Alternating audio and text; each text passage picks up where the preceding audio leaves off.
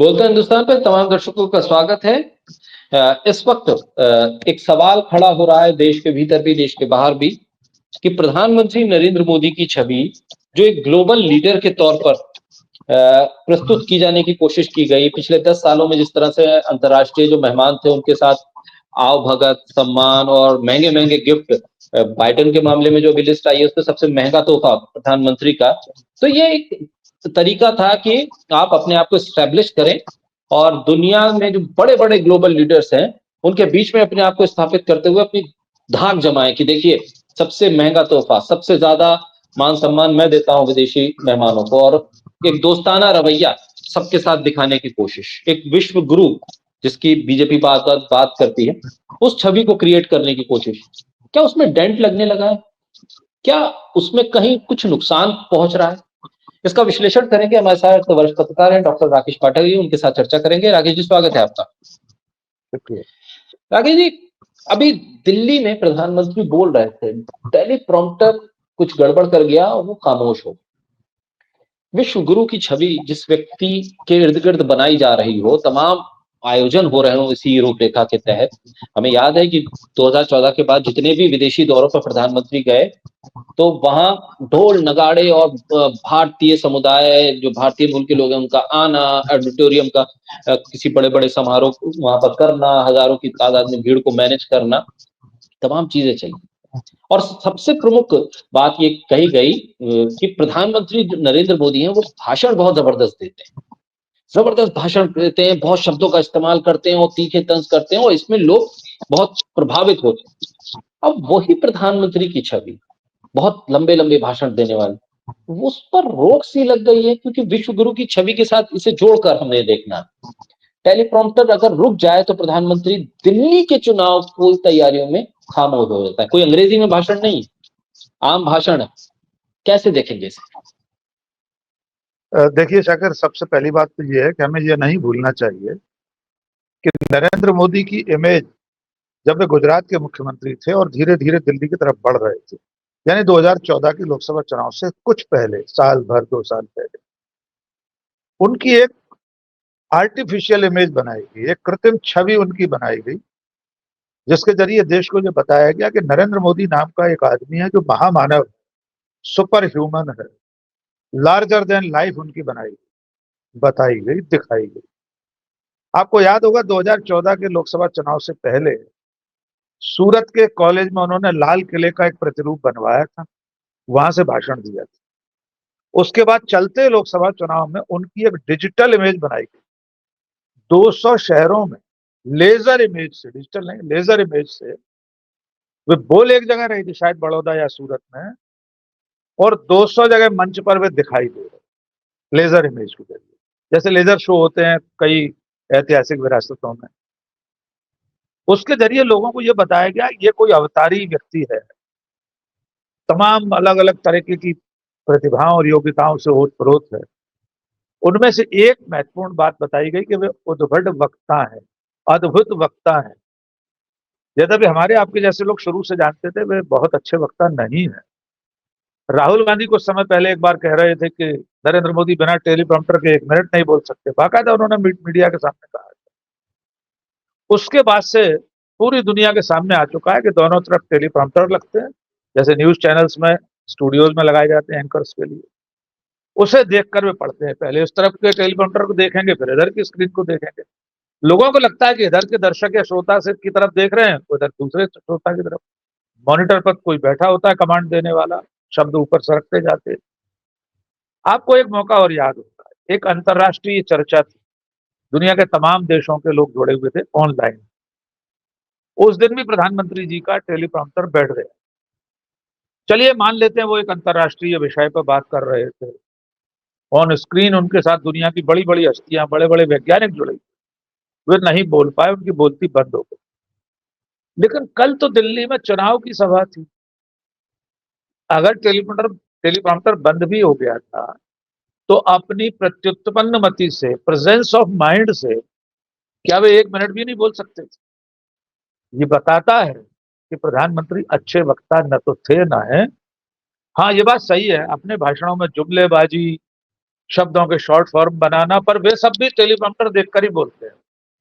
या लोगों को अपमानित करने की भाषा, महिलाओं को असम्मान पहुंचाने की, अपमान करने की भाषा, ये सब वे कर लेते हैं, वो भी टेलीप्रॉम्प्टर से ही होता है। और तो और अमेरिका जब गए थे वे, तो जो बाइडेन के साथ राष्ट्रपति भवन में जब वे थैंक यू वेरी मच वाली बैठक में थे, 1-2 1 दोनों लोग बैठे थे, तब वे गोद में एक डायरी रखकर बैठे थे। डायरी में से धन्यवाद की 2 लाइनें बोल रहे थे। बहुत साधारण बात है, हिंदी में भी बोल सकते थे, हिंदी में ही बोले थे शायद, पर वो भी डायरी में से पढ़कर। तो ये जो आपने पूछा विश्व गुरु की छवि, तो ये विश्व गुरु की छवि भी उनके अंधभक्तों में होगी, उनके समर्थकों के बीच होगी। उनके व्हाट्सएप ग्रुपों में बताया जाता होगा कि प्रधानमंत्री नरेंद्र मोदी दुनिया के सबसे लोकप्रिय नेता हैं, वे विश्व गुरु हैं। हालत यह है कि हमारे पड़ोसी देश नहीं गिन रहे हैं आज की तारीख में हमारे देश के प्रधानमंत्री।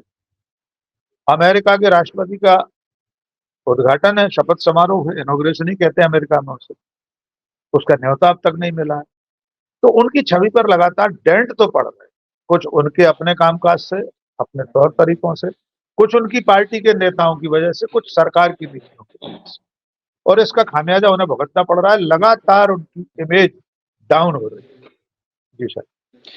राकेश जी, विश्व गुरु की छवि को बनाए रखने के लिए क्या अमेरिका के नए राष्ट्रपति के शपथ ग्रहण में जाना जरूरी है? क्या इसके लिए विदेश मंत्री को भेजना, जैसा कि सुब्रमण्यम स्वामी ने अपने ट्वीट्स के जरिए इस बात को कहा कि विदेश मंत्री इसलिए अमेरिका में डेरा डाले हुए थे क्योंकि एक न्योता हासिल करना था, लगातार ऑफिशियल से वहां मुलाकात कर रहे हैं, तो क्या ये विश्व गुरु की छवि को बनाए रखने के लिए जरूरी है? और अगर यही जरूरी है तो क्या इसीलिए दिल्ली में भारत के एनएसए और अमेरिका के एनएसए के बीच मुलाकात हुई है? क्योंकि अमेरिका, जहां तक हमारी जानकारी है कि अमेरिका में अजीत डोभाल जा नहीं पा रहे हैं क्योंकि वहां पर कुछ कानूनी अड़चनें आ गई हैं, वहां कदम रखेंगे तो मामला और कुछ गंभीर हो सकता है। इसलिए 2 दिन का दौरा एनएसए जो अमेरिका के हैं उनका बनाया गया, विदेश मंत्री से पहले वो मिले दिल्ली में, उसके बाद अजीत डोभाल से मिले। क्या ये तमाम चीजें इसलिए हो रही हैं कि एक न्योता मिल जाए, और ये न्योता इतना इंपॉर्टेंट हो गया है कि विश्व गुरु की छवि जिसमें डेंट लगने लगा है वो कम से कम बच जाए? देखिए, न्योता कितना इंपॉर्टेंट है ये सरकार ने बना दिया। अगर भारत सरकार, प्रधानमंत्री कार्यालय या विदेश मंत्रालय इसके प्रति थोड़ा सा उपेक्षा का भाव रखता, बिंदास रहता, बुलाया जाएगा तो जाएंगे, नहीं बुलाया जाएगा तो नहीं जाएंगे। उसके लिए जिस तरह कवायद की गई है, जैसा कि प्रोफेसर स्वामी का आरोप है, हम नहीं जानते हफ्ते भर वहां क्यों गए हुए थे विदेश मंत्री, लेकिन जिस तरह के मीम बन रहे हैं, जिस तरह की तस्वीरें आ रही हैं, खबरें आ रही हैं, वो झोला लटकाए हुए विदेश मंत्री व्हाइट हाउस के दरवाजे पर खड़े हैं। इन सब चीजों से ऐसा लग रहा है कि सरकार ने मान लिया है, या प्रधानमंत्री नरेंद्र मोदी ने मान लिया है कि अगर वहां से न्योता नहीं आएगा तो ये कोई बहुत बड़ी बात हो जाए। मेरा अब भी ये मानना है, अगर न्योता आए तो बहुत अच्छी बात है, वो भारत के प्रधानमंत्री के लिए न्योता होगा, उसका नाम नरेंद्र दामोदर दास मोदी हो या शाकिर अली मिर्जा हो, क्या फर्क पड़ता है। भारत के प्रधानमंत्री के लिए न्योता आना सम्मान की बात है, बहुत अच्छी बात है, पर वो इतनी बड़ी बात नहीं है कि उसके लिए देश के स्वाभिमान को गिरवी रख दिया जाए। अब आते हैं एनएसए के सवाल पर। हम सब जानते हैं कि हमारे राष्ट्रीय सुरक्षा सलाहकार अजित डोभाल अमेरिका नहीं जा पा रहे, नहीं जा पा सकते हैं, नहीं जा सकते, क्योंकि उनके पास अमेरिका के न्याय विभाग, उनके खिलाफ अमेरिका की न्यूयॉर्क की, साउथ न्यूयॉर्क की एक अदालत ने, साउथ डिस्ट्रिक्ट की एक अदालत ने खालिस्तानी आतंकवादी पन्नू की फरियाद पर समन जारी कर रखा। और अमेरिका की अदालत कोई भारत की अदालत नहीं, वहां तो अमेरिका के वर्तमान राष्ट्रपति, पद पर बैठे हुए राष्ट्रपति, भूतपूर्व राष्ट्रपति, सबको सजा दे दिया, अदालत ने दे देती। अभी भी जो शपथ लेने वाले हैं 20 तारीख को, जिनके समारोह में जाने के लिए हम लालायित, उनके खिलाफ भी अदालत ने फैसला कर रखा है, एक किसी महिला के केस में उनको जुर्माना कर रखा है, अभी आगे और सजा सुनाई जानी। तो डर यह है कि अजित डोभाल वहां जा नहीं सकते, इसलिए अमेरिका के जो एनएसए आए हुए हैं उनके जरिए किसी तरह ये साधवी पूरी कर ली जाए कि एक न्योता, एक अदद न्योता आ जाए। मुझे नहीं मालूम कि एनएसए अमेरिका और एनएसए भारत दोनों लोग क्या बातचीत कर रहे हैं, किस विषय में उनकी 2 दिन की यात्रा है। लेकिन विदेश मंत्रालय की खामोशी खल रही है इसका। इतने दिनों से हम और आप बात कर रहे हैं, बोलता हिंदुस्तान पर हम लोग डिस्कस पहले भी कर चुके हैं। हजारों लाखों लोग हमारी आपकी बात को सुन रहे हैं। लाखों करोड़ों लोग प्रोफेसर सुस्वामी और न जाने कितने लोगों के ट्वीट्स को देख रहे हैं, जिसमें सवाल हो रहा है कि विदेश मंत्री क्यों गए थे। तो विदेश मंत्रालय एक दिन के लिए आकर इसका स्पष्टीकरण क्यों नहीं देता? सिर्फ इतना ही कह दे हमको नहीं चाहिए न्योता, मिलेगा तो जाएंगे। हमारे प्रधानमंत्री, हम उसके लिए नहीं गए। हमारे विदेश मंत्री न्यूयॉर्क में या वॉशिंगटन डीसी में उसके लिए नहीं थे। ये खामोशी अखर रही और इसीलिए ये सवाल पैदा कर रही। आप इन सवालों के एक बार में उत्तर दे दीजिए, बात खत्म हो जाएगी। तो मुझे लग रहा है कि अब हर तरह की कोशिशें चल रही कि मोदी की जो छवि है विश्व नेता की, दुनिया के सबसे लोकप्रिय नेता, न जाने कौन सी किसी गली कूचे की किसी संस्था के सर्वे से भोंपू मीडिया हर साल बता देता है कि मोदी पहले नंबर पे है, दुनिया के सबसे लोकप्रिय राजनेता है, भारत विश्व गुरु बन गया है। 15 लाख लोग तो अभी भारत छोड़कर विदेशों में बस गए हैं। आज ही कांग्रेस ने उसे वायरल किया फिर से। भारत अगर विश्व गुरु बन गया है तो 15 लाख लोग इस जननी जन्मभूमिश्च स्वर्गादपि गरीयसी, स्वर्ग से भी सुंदर भूमि को छोड़कर क्यों जा रहे हैं? जी शायद बिल्कुल। बीजेपी के प्रवक्ता बकायदा तौर पर ट्वीट भी करते हैं कि मेरे बेटे और परिवार को वो वहाँ किसी विदेश की नागरिकता मिल गई है तो वो गर्व महसूस करते हैं। ये भी हकीकत है। राकेश जी, अभी विदेश मंत्री अमेरिका में थे। ये एनएसए से मुलाकात अमेरिका में भी वो कर सकते थे, लेकिन क्या ये लग नहीं रहा कि भारत के एनएसए से मुलाकात हो जाए अमेरिका के एनएसए की, इसलिए इस मीटिंग को मैनेज किया गया है? इसलिए 2 दिन का दौरा बनाया गया। सबसे पहले वो विदेश मंत्री से मिलते हैं, फिर अजीत डोभाल के साथ बैठक होती है। अब जयशंकर तो अभी भी अमेरिका में थे कुछ दिन पहले, तो वहां पे भी ये मुलाकात हो सकती थी। अगर कोई इस तरह का लग ये रहा है कि शायद ये मुलाकात मैनेज करवाई गई है। ये मुलाकात करवाई इसलिए गई है कि अमेरिका जो जाने की बाध्यताएं, तमाम तरह की जो कानूनी अड़चने हैं उससे बचा जा सके, और कुछ बातें हैं जिस पर चर्चा होना शायद जरूरी था। उस पर कौन कौन सी बातें हैं ये तो पर्दे के पीछे है। खबरें जो आएंगी, प्रेस रिलीज जो आएगी, उसमें तो कुछ और बातें होती हैं और बात कुछ और भी होती है। तो वो कर ली जाए, इसलिए ये तमाम चीजें तय की गई। देखिए, हो सकता है क्योंकि विदेश मंत्री की अमेरिका यात्रा के बारे में कोई डिटेल देश के सामने नहीं है। ठीक। वे औपचारिक रूप से किस काम से गए थे, किन किन से उनकी मुलाकात हुई। हमारी लोकतांत्रिक व्यवस्था में इतनी ट्रांसपेरेंसी, इतनी पारदर्शिता है। अमूमन प्रधानमंत्री, राष्ट्रपति या मंत्री लोग जब जाते हैं तो ब्रीफिंग होती है। अब तो प्रधानमंत्री ब्रीफिंग नहीं करते हैं, लेकिन विदेश मंत्री 7 दिन रहकर आए, 5 दिन रहकर आए, क्या किया इतने दिनों? अमेरिका में कहा उनकी किस विषय में किससे बात हुई, उसका कोई खुलासा नहीं हुआ। अब अमेरिका के एनएसए को हमने बुलाया या वे अपने किसी काम से आए? क्या होता है, कई कई और विषय भी होते हैं, रक्षा संबंधी विषय होते हैं। कई ऐसे हमारे देश के अपराधी हैं जो हमारे लिए वांटेड हैं, अमेरिका में हैं। पन्नू भी वांटेड है। पन्नू हमारे देश के लिए घोषित आतंकवादी है। भारत सरकार प्रत्यर्पण के लिए मांग कर सकती है। एक अभी तैमूर राणा की प्रत्यर्पण की मांग स्वीकार कर ली अमेरिका में। हो सकता है एनएसए अमेरिका का आना ऐसे किसी और विषय में हो और उसी में ठीक। लगे लग्गा ये बात भी कर ली जाए कि हमारे प्रधानमंत्री को एक न्योता दे दिया जाए। तो ये सब हो सकता है, लेकिन अब भी ये सब पहेलियां हैं। जब तक हमारे जी। पास कोई पुख्ता सबूत नहीं हो, हम सिर्फ ये कह सकते हैं कि फिलहाल भारत और जी। भारत सरकार के लिए ये अच्छी बात नहीं है कि एक जी। अदद न्योते के लिए इतनी कवायद की जा रही राकेश जी, एक सवाल मूल प्रश्न जो था हमारा कि क्या विश्व गुरु की जो छवि बनाने की कोशिश की गई, गढ़ने की कोशिश की, उसमें क्या डेंट लग रहा है? क्या विश्व गुरु की छवि सिर्फ किसी एक न्योते या लंबे चौड़े भाषण या महंगे गिफ्ट देने से बन सकती? अरे, भारत के भीतर आप अपने समाज में रहने वाले, देश में रहने वाली आधी आबादी के लिए जो बयान दे रहे हैं आपके नेता, उनको तो कंट्रोल कर लीजिए, तो एक छवि बनती है। इन चीजों को आप रोक पाएंगे तो भी एक छवि बनती है। आप मणिपुर को नहीं देख रहे हैं तो उससे भी एक छवि बन रही है। और जब मणिपुर जैसी घटनाओं को आप दरकिनार कर दें और दिल्ली जैसे राज्य, देश की राजधानी के जो चुनाव है उसमें आपके नेता, विपक्ष की एक बड़ी नेता प्रियंका गांधी को लेकर टिप्पणी करें, दिल्ली की मुख्यमंत्री को लेकर टिप्पणी करें, और बीजेपी उस पर ना खेत जताए, ना पल्ला झाड़े, ना ये कहे कि इनका निजी बयान था, खामोश होकर देख ही रहे। एक तरफ देखिए, मध्य प्रदेश का चुनाव जीतते हैं लाडली बहना योजना के नाम पर, महाराष्ट्र का चुनाव जीतते हैं तो बात आती है कि वहां पर भी लाडली बहना योजना।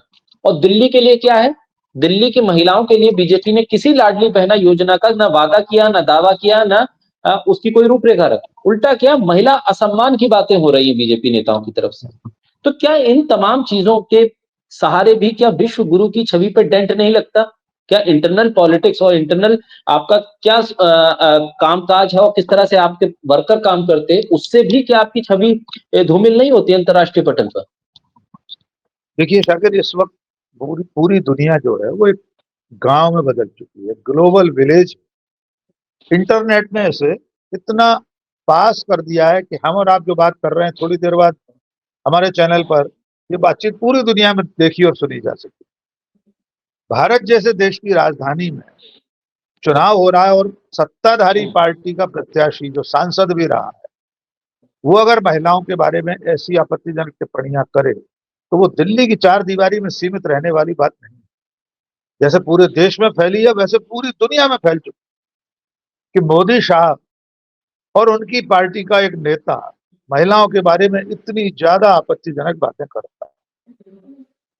बहुत जरूरी बात आपने रेखांकित की है कि आमतौर पर सभी पार्टियां ऐसा कोई बयान दे दे, मणिशंकर यार कुछ कह देते हैं तो पार्टी उन्हें निलंबित कर देती है। कांग्रेस का कोई और नेता बयान देता है तो पार्टी बाकायदा बयान देती है, प्रेस कॉन्फ्रेंस करके कहती है कि ये उनका निजी बयान है, हमारा और पार्टी का इससे कोई संबंध नहीं। लेकिन अब तो चंद कई घंटे हो चुके हैं, एक नहीं दो दो महिलाओं को, एक लोकसभा सदस्य है, दूसरी दिल्ली की मुख्यमंत्री है, उनके बारे में जो कुछ कहा है, बीजेपी ने अब तक उससे पल्ला नहीं झाड़ा।